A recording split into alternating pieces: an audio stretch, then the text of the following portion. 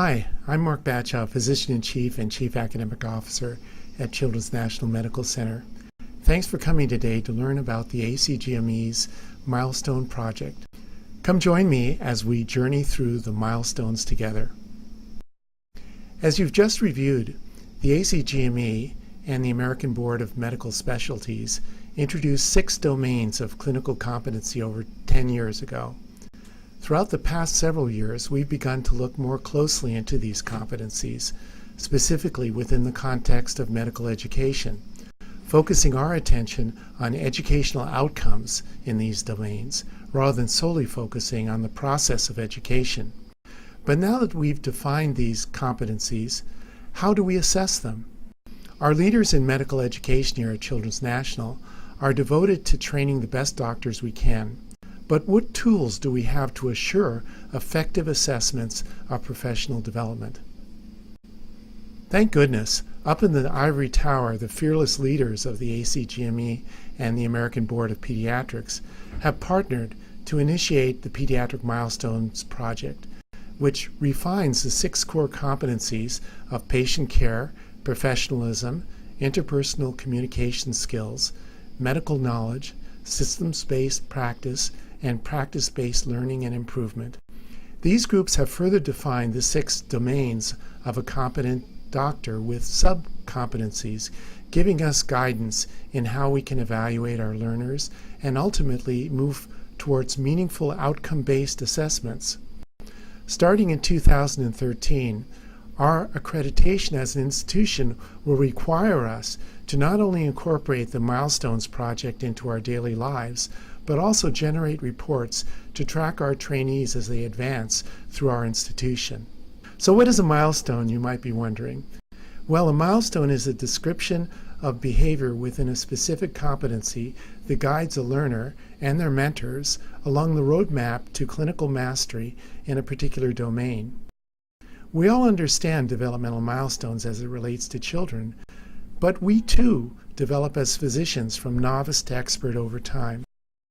Throughout our years of training, we acquire skills, attitudes, and behaviors that are observable by others and that plot us, so to speak, on our own unique developmental curves as we grow from a dependent to an independent learner. Using the Milestones framework, we can begin to evaluate our trainees on a continuum of competence over several years, rather than assessing whether they meet expectations at only one point in time.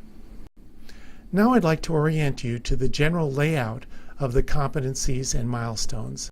As you can see in your handouts, this figure depicts a patient care competency in purple, followed by a sub-competency, which further describes a specific area within the domain of patient care. The red box depicts the developmental progression of a learner through the milestones. An example of a specific milestone is highlighted in the green box. The milestones are specific observable skills and behaviors.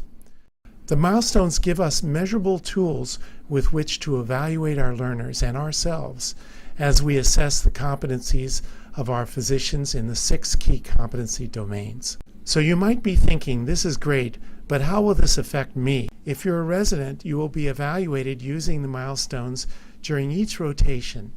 When reviewing your own evaluations, you will have access to the milestones you haven't yet mastered, giving you a framework to guide your own personal and professional development. If you're a fellow, fellowships will be required to report on milestones within the next year. You can't escape this. If you're an attending, you will become intimately familiar with the milestones throughout this year, as all of our pediatric residency evaluations are designed using the milestones. Additionally, reviewing the milestones in several competency domains will empower you to not only astutely observe specific skills and behaviors in our trainees, but also enable you to become proficient in successful feedback sessions. We truly believe that as we embrace the milestones, we will empower our trainees and equip the doctors of our future with the necessary skills, attitudes, and behaviors to practice medicine competently without supervision. So what do we do now? First, learn your milestones. Visit this website for a full list of the 21 subcompetencies and milestones. Familiarizing yourselves with these milestones will improve our faculty's observation of trainees, inform and enhance feedback sessions, and ultimately empower our own learners to attain a higher level of mastery. Thank you for taking the time to journey through the milestones with me. I have confidence in each of you to embrace these exciting steps towards developing a true continuum of competency-based medical education.